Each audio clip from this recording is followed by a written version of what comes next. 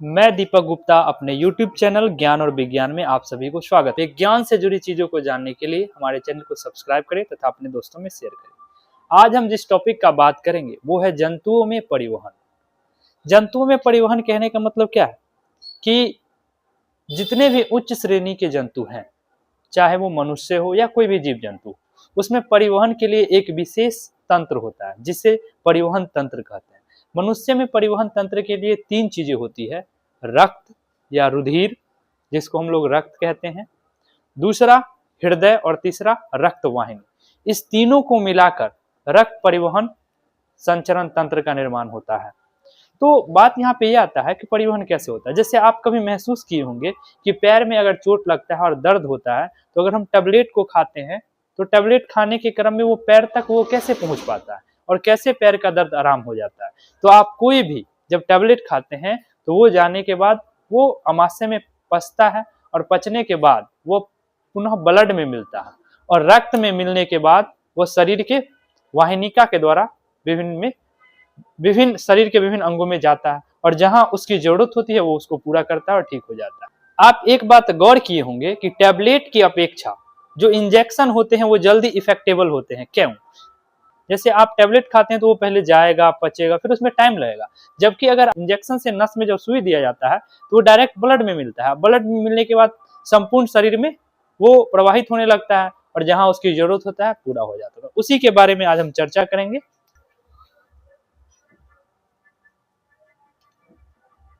जंतुओं में परिवहन। तो जितने भी उच्च श्रेणी के जंतु हैं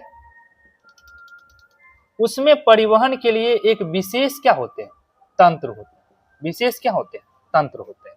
उस तंत्र में तीन चीजें होती है। सबसे पहले होते हैं रक्त, जिसको हम लोग ब्लड भी कहते हैं या इसको रुधिर भी बोला जाता है, रुधिर। दूसरा हृदय, हार्ट, और तीसरा रक्त वाहिनियां, रक्त वाहिनियां। इस तीनों को मिलाकर जिसका निर्माण होता है, इस तीनों को मिलाकर जिसका निर्माण होता है उसको हम लोग बोलते हैं रक्त परिवहन तंत्र। अगर आपसे क्वेश्चन पूछे कि रक्त परिवहन तंत्र किसे कहते हैं, तो मनुष्य में परिवहन के लिए एक विशेष तंत्र होते हैं जिसमें रक्त, हृदय और रक्त वाहिनियां होते हैं। इन्हीं के सम्मिलित रूप को रक्त परिवहन तंत्र कहते हैं। अब हम बात करते हैं रक्त के बारे में। तो सबसे पहले हम अब बात कर लेते हैं रक्त। आखिर रक्त क्या होता है, ब्लड क्या होता है, ब्लड क्या होता है। तो ब्लड जो है एक तरल संयोजी ऊतक है।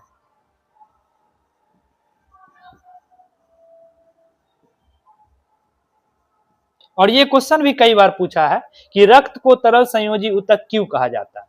तो रक्त जो है हमारे शरीर के विभिन्न अंगों को जोड़ने का कार्य करता है। आपको पता होगा कि रक्त संपूर्ण शरीर से होते हुए संपूर्ण शरीर में चलते रहता है। तो कहने का मतलब क्या है कि रक्त को तरल संयोजी ऊतक क्यों कहा जाता है। तो रक्त तो पहले तरल अवस्था में होता है और रक्त तरल अवस्था में होने के साथ साथ ये शरीर के प्रत्येक अंगों को जोड़ने का कार्य करता है, प्रत्येक अंग में घूमते रहता है, परिवहन करते रहता है, इसलिए रक्त को तरल संयोजी ऊतक कहा जाता है। एक क्वेश्चन पूछा था कि रक्त का पीएच मान क्या होता है। तो रक्त का पीएच मान 7.4 होता है और आपको पता है कि जिस भी विलयन का पीएच मान 7 से अधिक होगा वो क्षारीय होगा। तो ये क्वेश्चन इंपोर्टेंट हो जाएगा। क्वेश्चन पूछेगा कि रक्त कैसा विलयन है, तो क्षारीय, और रक्त का पीएच मान कितना होता है, तो 7.4। अब जो है ये रक्त कितने, रक्त की अवस्थाएं क्या है। तो रक्त जो है वो रक्त की अवस्था अगर पूछे आपसे तो रक्त दो अवस्था में होते हैं। एक होते हैं तरल अवस्था और एक होता है ठोस अवस्था। एक होते हैं तरल अवस्था और एक ठोस अवस्था। क्वेश्चन अगर पूछा जाए कि रक्त के तरल अवस्था को क्या कहते हैं, तो प्लाज्मा, और ठोस अवस्था को कन्निका बोला जाता है, कन्निकाएं भी कह सकते हैं। तो यहां से आया कि रक्त को तरल संयोजी ऊतक क्यों कहा जाता है। तो रक्त तरल अवस्था में होता है तथा इस शरीर के विभिन्न अंगों को जोड़ने का कार्य करता है, इसलिए रक्त को तरल संयोजी ऊतक कहा जाता है। रक्त का पीएच मान कितना होता है, तो 7.4 होता है। रक्त जो है वो कैसा होता है, क्षारीय होता है। रक्त के कितने अवस्था है, तो दो, तरल और ठोस। तरल अवस्था को क्या बोलते हैं हम लोग, प्लाज्मा। तो आइए हम बात करते हैं प्लाज्मा के बारे में।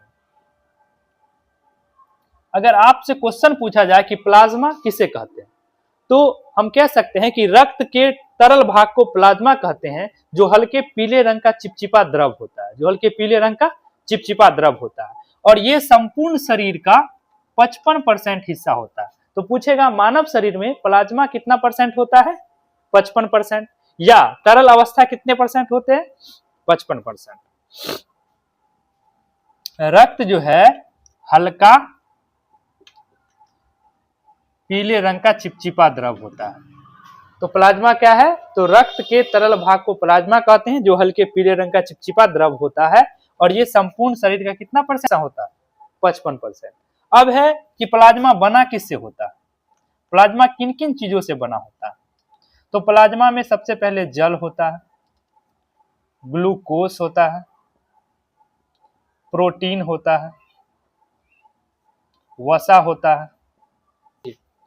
अगर प्लाज्मा में पूछे कि जल कितना परसेंट, तो 90%, ग्लूकोज कितना परसेंट, तो 0.18%, प्रोटीन कितना परसेंट होता है, तो 0.7%, और वसा कहेगा तो 0.5%। ये हो गया कि प्लाज्मा किन किन चीजों से बना होता है। तो क्वेश्चन पूछेगा कि प्लाज्मा में जल कितना परसेंट, तो 90%, ग्लूकोज कितना 0.18%, प्रोटीन कितना 0.7%, और वसा कितना, तो 0.5%। अब है प्लाज्मा प्रोटीन।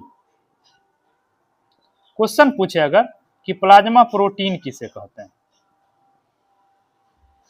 तो प्लाज्मा में जो है एक प्रकार का प्रोटीन होता है, इसे हम लोग प्लाज्मा प्रोटीन कहते हैं, और ये 3 प्रकार के होते हैं प्लाज्मा प्रोटीन।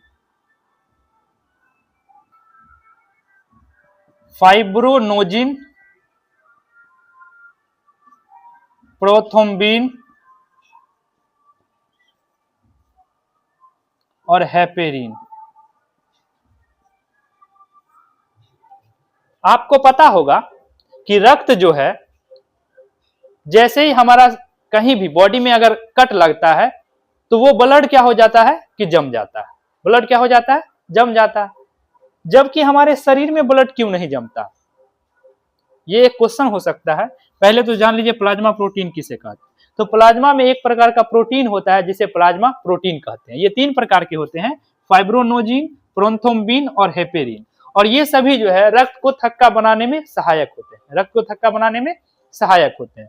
अगर आपसे क्वेश्चन ये है कि आप देखे होंगे कि कभी हाथ में कट लगा तो ब्लड, कुछ ब्लड निकलने के बाद जम जाता है, जबकि हमारे बॉडी में क्यों नहीं जमता, तो वो होता है हेपेरिन के कारण।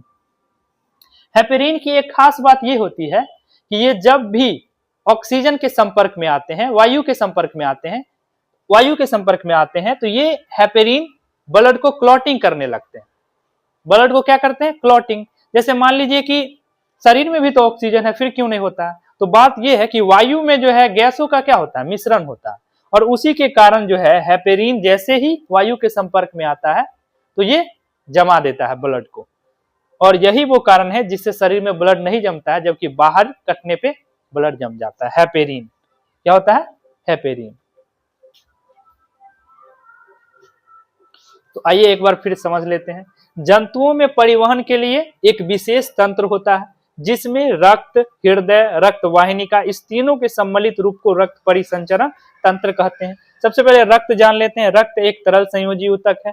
रक्त का पीएच मान 7.4, ये एक क्षारीय पदार्थ है। रक्त कितने अवस्था होते हैं, 2, तरल और ठोस। तरल भाग को प्लाज्मा कहते हैं, ठोस भाग को कणिका कहते हैं। प्लाज्मा संपूर्ण रक्त का 55% हिस्सा होता है और ये हल्के पीले रंग का चिपचिपा द्रव है।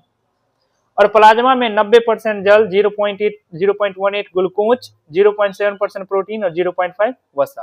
प्लाज्मा प्रोटीन, प्लाज्मा में एक प्रकार का प्रोटीन होता है जिसे प्लाज्मा प्रोटीन कहते हैं। ये हो जाएगा फाइब्रोनोजिन, प्रोथ्रोम्बिन और हेपेरिन। सीरम क्या होता है, तो देखिए जब हम प्लाज्मा में से फाइब्रोनोजिन प्रोटीन को हटा देते हैं, उसको हम लोग सीरम कहते हैं। क्या कहते हैं, तो अगर पूछे सीरम किसे कहते हैं, तो प्लाज्मा में से फाइब्रोनोजिन प्रोटीन को हटा देना क्या कहलाता है, सीरम। तो हम सीरम क्या होता है, सीरम जो है वो फाइब्रोनोजिन रहित होता है, रहित मतलब इसमें से निकाल दिया जाता है। तो ऑब्जेक्टिव क्वेश्चन पूछेगा कि फाइब्रोनोजिन रहित पदार्थ को क्या कहते हैं, सीरम कहते हैं। और सीरम किसे कहते हैं, तो जब प्लाज्मा में से फाइब्रोनोजिन प्रोटीन को हटा दिया जाता है तो किसका निर्माण होता है, सीरम का निर्माण होता है, या उसे हम लोग सीरम कहते हैं। अब हम बात करेंगे रक्त के ठोस भाग, जिसको हम लोग कणिका कहते हैं। और ये कणिका जो है 3 प्रकार के होते हैं। एक होते हैं आरबीसी, डब्ल्यूबीसी और रक्त पट्टिकाणु, जिसको प्लेटलेट्स भी बोला जाता है, जिसे प्लेटलेट्स भी बोला जाता है। तो रक्त के ठोस भाग को रक्त कणिका कहते हैं और ये 3 प्रकार के होते हैं, आरबीसी, डब्ल्यूबीसी और प्लेटलेट्स। आरबीसी का मतलब रेड ब्लड सेल, लाल रक्त कोशिका।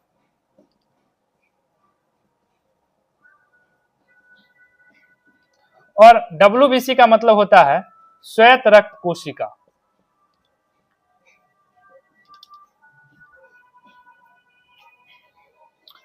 रक्त के ठोस भाग को कणिका कहते हैं। आरबीसी, आरबीसी मतलब रेड ब्लड सेल या लाल रक्त कोशिका, डब्ल्यूबीसी व्हाइट ब्लड सेल श्वेत रक्त कोशिका, रक्त पट्टिकाणु प्लेटलेट्स।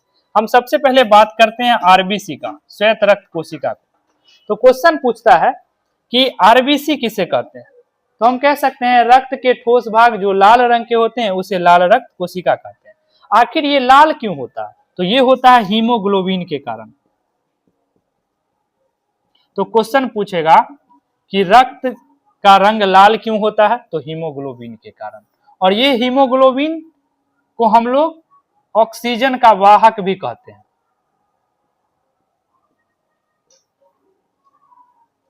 यही हीमोग्लोबिन जो है ऑक्सीजन को शरीर के संपूर्ण हिस्से में ले जाता है और कार्बन डाइऑक्साइड को बाहर निकालने में भी योगदान है। तो हीमोग्लोबिन जब ऑक्सीजन से मिलता है, तो पिछले क्लास में पढ़े हैं कि हीमोग्लोबिन जब ऑक्सीजन से मिलता है उसे ऑक्सी हीमोग्लोबिन कहते हैं, और जब हीमोग्लोबिन कार्बन डाइऑक्साइड से मिलता है तो उसे कार्बोक्सी हीमोग्लोबिन कहते हैं। तो आरबीसी का रंग रेड क्यों होता है, हीमोग्लोबिन के कारण। हीमोग्लोबिन को क्या कहा जाता है, ऑक्सीजन का वाहक। अब क्वेश्चन पूछेगा कि आरबीसी का जीवन काल कितना होता है, तो 120 दिन। आरबीसी का जीवन काल कितना होता है, 120 दिन। अब हम बात करते हैं डब्ल्यूबीसी। डब्ल्यूबीसी का मतलब व्हाइट ब्लड सेल श्वेत रक्त कोशिका। तो ये श्वेत क्यों होता है, तो आरबीसी में हीमोग्लोबिन नहीं होता है, जिस कारण इसका रक्त क्या होता है, श्वेत होता है। और आरबीसी डब्ल्यूबीसी का रक्त, डब्ल्यूबीसी रंगहीन होता है, क्यों, क्योंकि इसमें हीमोग्लोबिन नहीं पाया जाता है। और आरबीसी डब्ल्यूबीसी जो है ये हमारे शरीर में प्रतिरोधक क्षमता को बढ़ाता है। तो क्वेश्चन पूछेगा कि हमारे शरीर में प्रतिरोधक क्षमता को बढ़ाने का काम कौन करता है, तो डब्ल्यूबीसी। जिस व्यक्ति के शरीर में डब्ल्यूबीसी सही मात्रा में है, उचित मात्रा में है, उस व्यक्ति के पास जो है इम्यूनिटी पावर स्ट्रांग होगा, किसी भी बीमारी से लड़ने की क्षमता अधिक होगा। किसके कारण, डब्ल्यूबीसी के कारण। डब्ल्यूबीसी का जीवन काल लगभग 1 सप्ताह, 1 सप्ताह कह सकते हैं, 1 सप्ताह। और ये क्वेश्चन, हाँ, आरबीसी का निर्माण कहाँ होता है, तो बोन मैरो में, अस्थि मज्जा। अस्थि मज्जा क्या होता है, तो हड्डी के बीच में जो आप देखेंगे, कभी आप मटन उटन कुछ खाए होंगे, तो हड्डी के बीच में जाली नुमा कुछ संरचना होता है, उसे अस्थि मज्जा कहते हैं। और इसी अस्थि मज्जा में किसका निर्माण होता है, आरबीसी का। अस्थि मज्जा में ही इसका निर्माण होता है। और ये आरबीसी का, ये हो गया आरबीसी का निर्माण। और आरबीसी का डेड भी होता है, तो आरबीसी का डेड होता है पिल्हिया।